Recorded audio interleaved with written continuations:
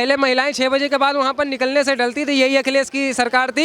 जब वहाँ पर महिलाओं के साथ अत्याचार होते थे, कोई भी वहाँ पर कम्युनिटी की महिलाएं नहीं निकल सकती थी। जब से योगी आदित्यनाथ जी ने शपथ लिया और ऐसे लोगों पर कार्रवाई करना शुरू कर दिया, आज महिलाएं 1 बजे 2 बजे अकेले जा रही हैं, कोई उन्हें टच नहीं करने वाला। क्यों? क्योंकि योगी आदित्यनाथ जी का खौफ है सीधा। वहाँ पर केवल मुस्लिमों को वोट बैंक की राजनीति करते थे, मुस्लिमों को शिक्षित नहीं करने देते थे, मुस्लिमों को पंचल लगाने का काम करते थे, हाथ में अस्तूरा पकड़ाने का काम करते थे। और जब से वही 2014 के बाद से प्रधानमंत्री जी आए तो मुस्लिमों के हाथ में एक हाथ में कुरान है तो दूसरे हाथ में लैपटॉप है।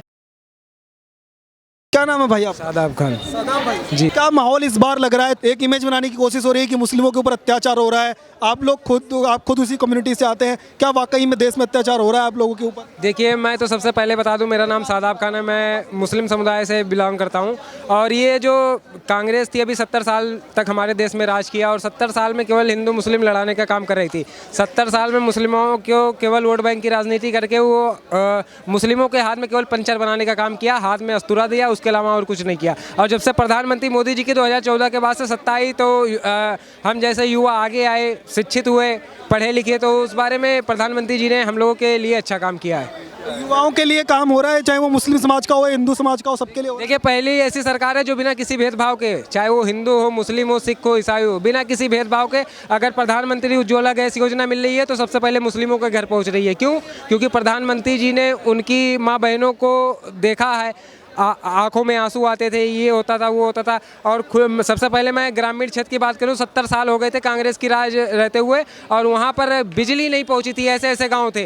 और वहां पे लाइट विद्युतीकरण कराने का काम माननीय प्रधानमंत्री मोदी जी ने किया। दूसरा, जो धारा 370 हमारे कम्युनिटी के लिए थी कि जम्मू कश्मीर के जो मुस्लिम थे उनको कांग्रेस की सरकार थी, वहाँ पर केवल पत्थरबाजी करवा करके उनको यूज़ किया जा रहा था। और दूसरी जो सबसे बड़ी मुद्दा था ट्रिपल तलाक, हमारे मुस्लिम कम्युनिटी की महिलाओं को अत्याचार होते थे। अगर आप फ़ोन से 3 बार तलाक तलाक तलाक बोल देते तो वो पीड़ित हो जाती थी। तो ऐसी सुविधाएं आई हैं तो उसलिए मुस्लिम खुश है। कई लोग जो है कहते हैं 3 तलाक जैसा कानून जो है वो हमारे समुदाय के खिलाफ है, वो कानून नहीं आना चाहिए था। सीए की अब बातें हो रही हैं, यूनिफॉर्म सिविल कोड लाने की बात कर रहे हो, सरिया क्यों खत्म कर रहे हैं? आप लोग जो है वो सरिया को मानते हैं या संविधान को मानते हैं? देखिए, देश में हमारे सबसे पहले संविधान है, हम तो नहीं सरिया को मानते। क्यों? क्योंकि उसमें जो गलत थिंकिंग होगी उसके खिलाफ अगर कोई भी कानून आएगा तो उसको मानना पड़ेगा। क्यों? क्योंकि ये देश संविधान से चलता है, हमारे लिए सबसे पहले संविधान है और हम संविधान का पालन कर रहे हैं। तो जो धारा 370 की बात मैंने बताई कि वहाँ पर केवल मुस्लिमों को वोट बैंक की राजनीति करते थे, मुस्लिमों को शिक्षित नहीं करने देते थे, मुस्लिमों को पंचल लगाने का काम करते थे, हाथ में अस्तूरा पकड़ाने का काम करते थे। और जब से वही 2014 के बाद से प्रधानमंत्री जी आए तो मुस्लिमों के हाथ में एक हाथ में कुरान है तो दूसरे हाथ में लैपटॉप है। तो डेवलपमेंट तो दिखाई दे रहा है। मोदी जी ने कहा था कि मुस्लिमों के युवाओं के हाथ में एक हाथ में कुरान होगी, एक हाथ में लैपटॉप होगी, वैसा वाकई में हो रहा है या सिर्फ बहाना था, जुमला? इसके लिए डेवलपमेंट के अंतर्गत इतनी योजनाएं आ रही हैं। आज कोई सिलाई कर रहा है, कोई कुछ कर रहा है, तो डेवलपमेंट तो हो ही रहे हैं। और जहां तक मैं बात करूं कि आज सड़कों का जाल बिछ रहा है, एम्स बन रहे हैं, एयरपोर्ट बन रहे हैं, तो सुविधाएं तो जो 70 साल में नहीं हुआ वो मात्र 10 साल में हो गया। तो प्रधानमंत्री जी 3rd टाइम बस केवल शपथ लेंगे, बाकी औपचारिकताएं, बाकी इसमें कुछ नहीं कहना है। नाम बताया था आपने अपना? शादाब खान। शादाब भाई, आप एक इमेज दिखा रहे हैं जो मुस्लिम समाज का युवा जो है वो पढ़ाई लिखाई कर रहा है, लैपटॉप की बातें कर रहा है, देश में डेवलपमेंट एम्स की बातें कर रहा है।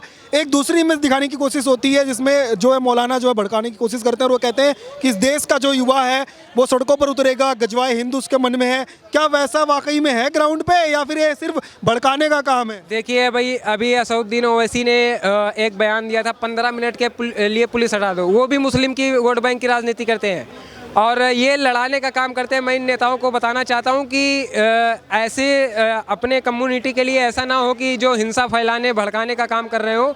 और ये तो केवल भड़काने का काम करते हैं, मुस्लिमों की वोट बैंक की राजनीति करते हैं। और अखिलेश यादव थे, वो भी यूज़ किया मुसलमानों को, अब क्यों नहीं है उनके साथ में? आज योगी आदित्यनाथ जी मुख्यमंत्री हैं उत्तर प्रदेश के।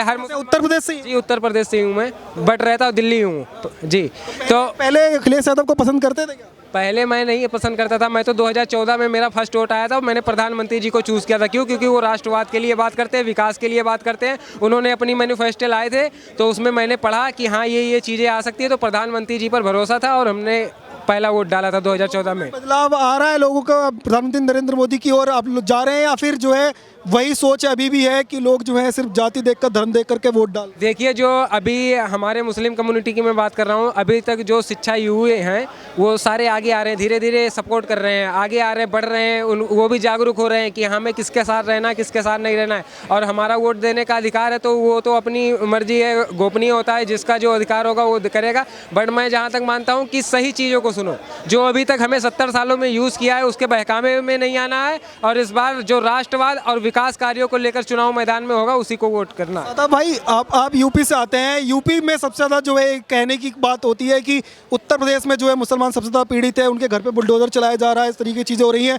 आप खुद यूपी में रहते हैं और आप मुस्लिम समाज से भी आते हैं, क्या आपको इस तरीके से लगता है कि योगी आदित्यनाथ किसी तरह का भेदभाव करते हैं? देखिए, भेदभाव नहीं कर रहे, जो गुंडे माफिया थे ना वहाँ पर ख़त्म कर दिया योगी आदित्यनाथ जी ने। क्यों? क्योंकि वहाँ पर किसी की ज़मीन हड़प लेते थे, किसी को बहन बेटियों के साथ इज्जत के साथ खिलवाड़ करते थे, तो ऐसे लोगों का वहाँ पर इनकाउंटर होना तो तय था। और योगी आदित्यनाथ जी महाराज जब से आए तो ये सब गुंडा राज तो वहाँ से ख़त्म ही कर दिया। अब पहले की महिलाएं थी वहाँ पर रात को 6-7 बजे के बाद नहीं निकल पाती थी, आज आप 1-1 बजे 2-2 बजे तक घूमती हैं, कोई उन्हें टच नहीं करने वाला। क्यों? क्योंकि योगी आदित्यनाथ जी का खौफ है सीधा। अब रात में घूम सकते हैं बिल्कुल वहाँ पर, क्योंकि पहले महिलाएं 6 बजे के बाद वहाँ पर निकलने से डरती थी। यही अखिलेश की सरकार थी, जब वहाँ पर महिलाओं के साथ अत्याचार होते थे, कोई भी वहाँ पर कम्युनिटी की महिलाएं नहीं निकल सकती थी। जब से योगी आदित्यनाथ जी ने शपथ लिया और ऐसे लोगों पर कार्रवाई करना शुरू कर दिया, आज महिलाएं 1 बजे 2 बजे अकेले जा रही हैं, कोई दिक्कत नहीं है।